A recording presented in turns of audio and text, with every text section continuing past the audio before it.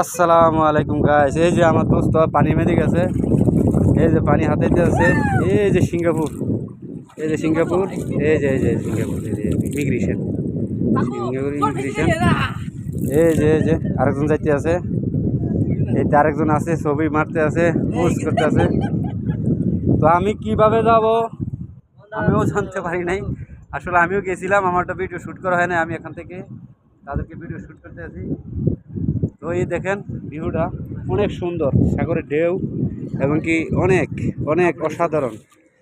দেখেন সাইডে যে পাথর আর পাথর, এই যে মানুষ বসে রয়েছে আর বহুত মানুষ আছে।